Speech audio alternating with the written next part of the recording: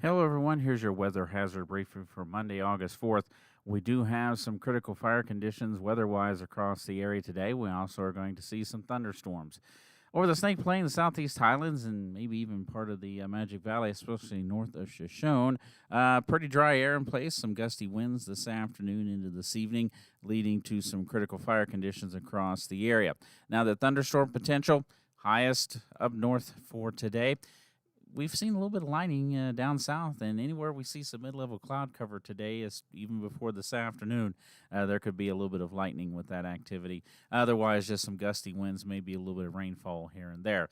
Temperature-wise, the widespread 90s we saw last week, those are gone, at least temporarily. But believe it or not, heading into the first full week of August, we'll probably see some areas that don't get out of the 70s on a day or two over the next several days. Satellite shows low pressure over Washington and Oregon, and that shifts into central Idaho and eventually into western and central Montana and southern Canada through Tuesday. With pockets of mid and high level cloud cover over the area today will continue and lift generally to the north as that area of low pressure shifts north and east through the area today. Beginning this afternoon, it gets warm enough that's when we'll start to see the increasing chance of thunderstorms across the area. The weather risk outlook, generally moderate to major impacts. Where we have our red flag warning in effect for today, that's over the Snake Plain and southeast highlands. Isolated thunderstorms, most areas except the southeast corner. You get into the central mountains, that's where we'll see some higher thunderstorm coverage. Those thunderstorms today, there's about a 10 to 30% chance of seeing some gusts over 35, potentially over 45 miles per hour. There's even some indications with the really dry air over the Snake Plain this afternoon, this evening, we get a storm to develop, that anything that tracks over the Magic Valley and the Snake Plain, those gusts may, and stress may, underline blinking, however you want to say may, stressing that, could see some gusts over 60 miles per hour. Otherwise, no thunderstorms tomorrow and Wednesday, a little bit creeping back in across northern areas Thursday and Friday, and some varying impacts due to that thunderstorm potential and the combination of low afternoon humidity and gusty winds over the area. For today, we've seen a little bit of mid-level cloud cover, not much in the way of rain, even some wind gusts, but a little bit of lightning overnight.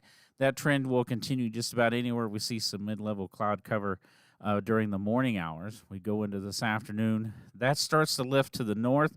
You'll start to see that area of low pressure and a better potential thunderstorms out west, initially shifting into the central mountains and the portions of central and southwestern Montana where there is a marginal risk of severe storms. That's where we see the potential maybe is some gusts over 60. It's kind of stretching it looks like a little bit at this point. Maybe some hail with some of the storms, especially once you get north of Salmon up into around Lost Trail Pass, and certainly once you get into Montana. We'll see a couple of thunderstorms trying to develop on the back side of that with the drier air push coming in this afternoon, this evening. That may be the storms that some of the higher resolution models are picking up on, those storms being the ones producing the really gusty winds over the Snake Plain this afternoon, this evening. Overnight, there might be some trailing mid-level clouds over the southeast corner. Again, there might be a sprinkle. There might be a lightning strike out of that. But once we get past that tomorrow morning, not seeing really anything coming our way until the end of the week. Looking at the rest of our forecast, you'll notice that for today, those temperatures still maybe a couple of 90s across the board, but generally 70 and 80s for afternoon highs. Humidity is down into around the 15 to 25%. A few spots will be lower than that this afternoon. And where we're seeing that humidity running around 15%-ish or lower across the Snake Plain down into the southeast corner where those gusts are running 25 to 35. That's where we have a red flag warning in effect for today. You get into the central mountains, the humidity is higher. Some of those fuels out there are not really ready to cause widespread fire issues, but we've seen some fires in those areas.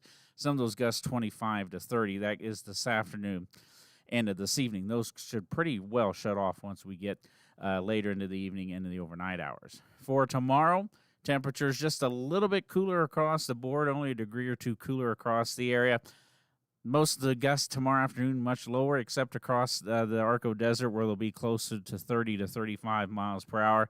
And the air overall is a little bit drier across the board as we go into tomorrow. So we might be flirting with some critical fire conditions over the Arco Desert again tomorrow afternoon and evening, or Tuesday afternoon into the evening hours. Going into Wednesday, that's when we'll see a few more 90s, some more widespread 90s over the lower elevations popping up, but that doesn't last very long.